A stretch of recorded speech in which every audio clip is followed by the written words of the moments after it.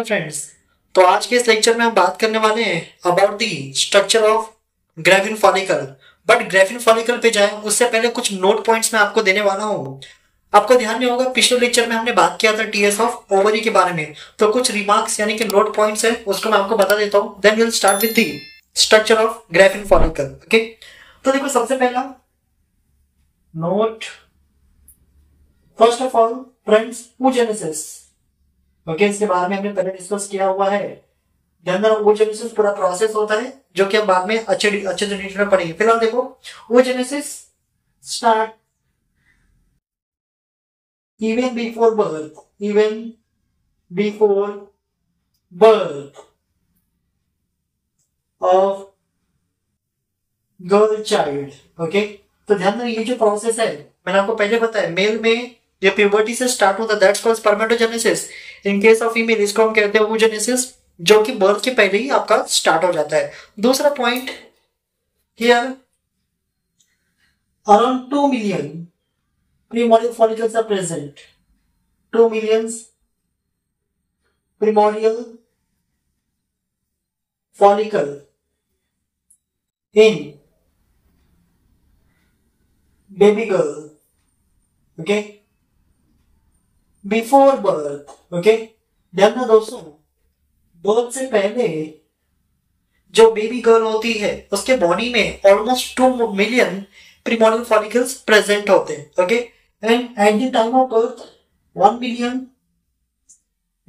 Remain at the time of birth. So अगर आप at the time of birth देखोगे, so only 1 million follicles are left. Okay, इसके अलावा by the puberty, okay, only 40,000 remain, 40,000 by the puberty.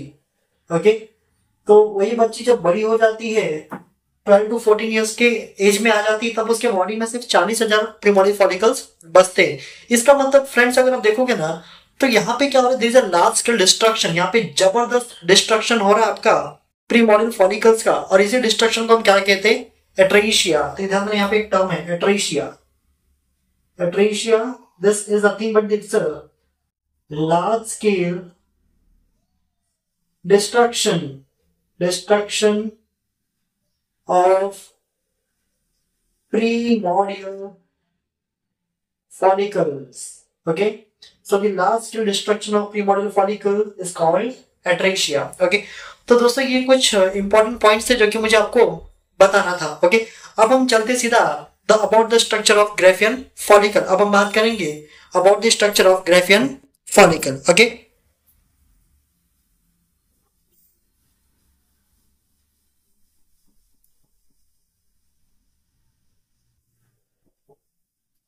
Okay, देखो Graafian follicle, जैसे मैंने आपको बताया, Graafian follicle also said to be the mature follicle. तो यही आपका मैच्योर फॉलिकल होता है, जो कि बनता कभी है on almost around 13th day of the menstrual cycle, अगर 28 दिन का है तो, और 14वें दिन क्या होता है, ओव्यूलेशन हो जाता है। So graafian follicle, this is your mature follicle.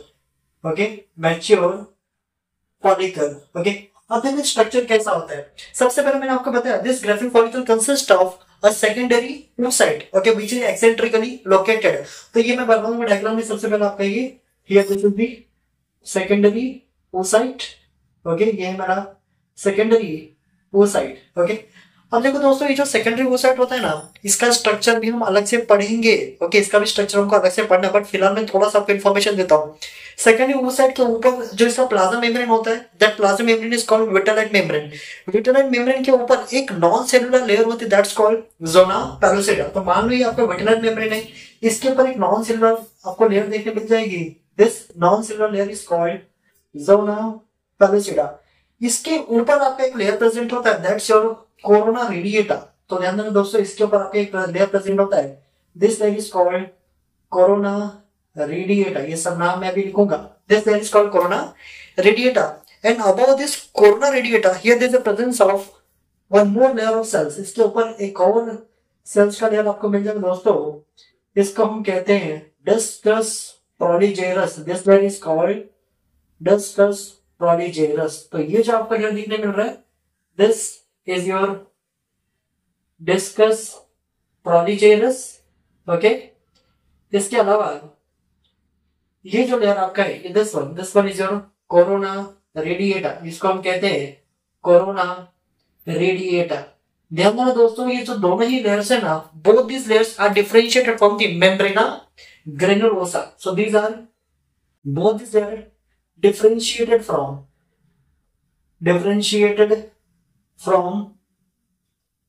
membrana granulosa. मतलब ये granulosa लेयर का ही पार्ट है आपका, it's a part of your granulosa, जो कि डिफरेंशिएट होने के बाद तो अलग अलग टाइप के सेल्स या फिर लेयर बन जाते हैं। एक डिस्कस पॉलीजेरस जो कि कोरोना रेडिएटा को सराउंड करता है, दूसरा आपका कोरोना रेडिएटा। ओके, अब इसको देखो कोरोना रेडिएटा क्यों बोलते हैं ये सब मैं आगे आपको बताऊंगा जब हम पढ़ेंगे about the structure of secondary oocyte। Okay, अब देखो ये जो पूरा स्ट्रक्चर है ना, this structure is eccentrically located, जैसे मैंने आपको बताया this is the secondary oocyte। तो इसको लिख देता हूं मैं, ये जो सेंटर में आपको दिखने मिल रहा है, this is your secondary oocyte। Remember this secondary oocyte is eccentrically located. अब कुछ बच्चे पूछेंगे सर एक्सेंट्रिकली लोकेटेड का मतलब क्या होता है? इसका मतलब होता है टुवर्ड्स वन साइड। तो ये स्ट्रक्चर जो है ना एक तरफ आपको देखने को बहुत मिलता है, इसके नाम इसको कहते हैं एक्सेंट्रिकली लोकेटेड। अब देखो यहाँ पे भी कुछ सेल्स प्रेजेंट होते हैं, here also there are some cells, okay, by which this whole structure attached to the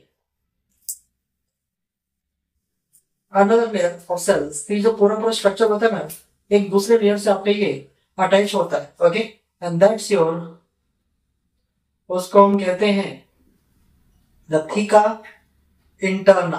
okay, तो देखो यहाँ पे दो लेयर्स होती है, बेसिकली ये पूरा का पूरा आपका मेम्ब्रेना ग्रेनुलोसा का ही पार्ट है, वही आपका डिफरेंशिएट होके अलग अलग सेल्स बना रहा है। So this layer, this is your theca interna.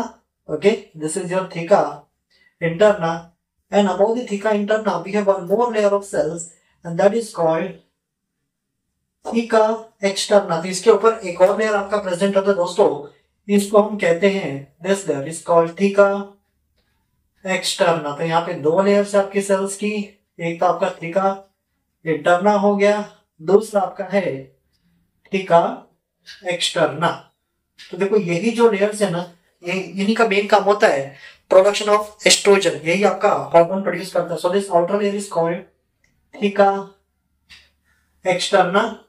Okay, theca externa, and this inner layer is called theca interna. Okay, बाकी इसके नीचे ना आपको एग्जैक्टली ग्रेनुलोसा सेल्स आपको देखने मिल जाएगा। So here there is a layer of membrana granulosa. Okay, so here there is a membrana granulosa. Okay, तो यही जो मेम्ब्रेना ग्रेनुलोसा ना फ्रेंड, यही आपका सारा सेल बनाने का काम कर रहा है। So here there is a membrana granulosa below this theca interna. तो थीका इंटरना के नीचे आप जाओगे ना, तो यही आपका क्या है, this is your मेम्ब्रेना granulosa. Okay, अब देखो ये स्ट्रक्चर, इसको हम क्या कहते हैं? Again this is the part of your मेम्ब्रेना granulosa, इसको हम कहते हैं द जर्म हिल और also called cumulus oophora। This is also called cumulus oophorus। Okay, और इसी को हम कहते हैं जर्म हिल, इसी को हम क्या कहते हैं, जर्म हिल। ओके, अब जर्म हिल बेसिकली इसका मेन काम क्या होता है, attaching this entire structure, that means attaching this secondary oocyte to the theca cells. तो ये थीका सेल्स इसको अटैच करने का काम करता है। फ्रेंड्स, अगर आपको दिख रहा है इसके अंदर एक कैविटी भी प्रेजेंट है, here there is a presence of what, a cavity. तो जो कैविटी आपको दिख रही है ना, this cavity is called antrum. इसको हम क्या कहते हैं, antrum. So the cavity which is present inside the Graafian follicle, this cavity is called antrum. अब ये कैविटी बिल्कुल भी खाली नहीं होती है, ऐसा नहीं कि ये एम्प्टी होता है, no this is not at all empty, ये एक्चुअली भरा होता है। तो किससे भरा होता है? It is filled with a fluid, इसके अंदर फ्लूइड होता है, that fluid is called liquor follicular. Okay, so this cavity filled with fluid, okay, this fluid called liquor follicular, okay। तो दोस्तों देखो यही है पूरा का पूरा आपका स्ट्रक्चर, थोड़ा सा रिवाइज कर देता हूँ। First of all, this graphene follicle it's your mature follicle formed on 13th day of the menstrual cycle। Okay, अब देखो ये जो ग्राफिन फॉलिकल होता है, this consist of a secondary oocyte which is eccentrically located, that means towards the one end। तो आप देख सकते हो secondary oocyte which is located towards the one end, और सेकेंडरी oocyte के ऊपर जो उसका प्लाज्मा मेम्ब्रेन होता है that's called vitelline membrane, okay, which in turn covered with the help of a non-cellular layer, and that layer is a zona pellucida। उसके ऊपर आपको देखने मिल जाएगा दोस्तों, this layer is called corona radiata, okay, corona radiata. This corona radiata in turn covered with the help of a layer of granulosa cells, and this layer of granulosa cells are called discus proligerus। Remember, discus proligerus and corona radiata, both of them are differentiated from the same layer, that means this membrana granulosa, okay। अब देखो ये जो पूरा structure होता है ना, this entire structure attached to the thicker cells with the help of a bunch of cells। तो एक bunch of cell होता है जिसके थ्रू ये पूरा का पूरा स्ट्रक्चर आपका thicker cell से अटैच होता है, and that bunch of cell is called the cumulus oophorus or also called germ hill, okay। अब यहाँ पे दो layers आपको और एडिशन मिल जाती है, the outer most layer is called thica externa, the inner layer is called thica interna। उसके नीचे आपको exactly membrana granulosa देखने को मिल जाता है। अब देखो यहाँ पे here there is a presence of a cavity, यहाँ पे एक cavity आपको देखने मिलती है, this cavity is generally present between the secondary oocyte and the membrana granulosa, और ये जो cavity, this cavity is called antrum। ये कैविटी खाली नहीं होती, this cavity is filled with a fluid called liquor follicular. So friends, यही था आज का lecture, okay. So today's lecture this much only. So in the next lecture we will talk about the secondary sex organ of the female, that's internal genital organ and the external genital organ. तब तक के लिए thank you.